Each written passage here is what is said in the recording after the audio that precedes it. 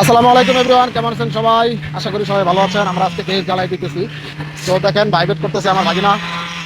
হ্যাঁ, একটু পর পর হচ্ছে ভাইবেট করতেছে। আসলে এটা টোটাল থিকনেস হচ্ছে 30 ইঞ্চি। এটা ডাবল ডালের একটা বেস। এখানে অনেক ভালো করে হচ্ছে ভাইবেট করতে হবে। যতক্ষণ পর্যন্ত হচ্ছে ভাইবেট ধরে রাখার পর মাল নিচ দিকে যায়, ঢালাই নিচ দিকে যায়, ততক্ষণ পর্যন্ত ধরে রাখতে হবে। এটা হচ্ছে নিয়ম। তো চেষ্টা করতেছে। এখানে দেখেন এটা কিরকম একটা ভুল হয়েছে। আমরা এখানে চেয়ার দিছিলাম, তো এই চেয়ারটা হচ্ছে নিচে না বাঁধার কারণে চেয়ারটা উঠে গেছে। যেটা বান্ধা ছিল এটা উঠে নাই, ওটা হয়তো অলসতা করে মিস্ত্রিরা বাঁধে নাই। তো এইগুলো খেয়াল রাখতে হবে।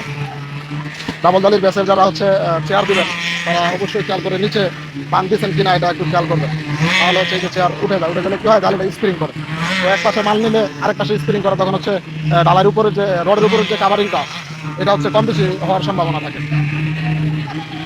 তো ঠিক আছে, ভালো থাকবেন সবাই। আমরা অনেক ব্যস্ত কাজ করতেছি, দোয়া করবেন আমাদের জন্য।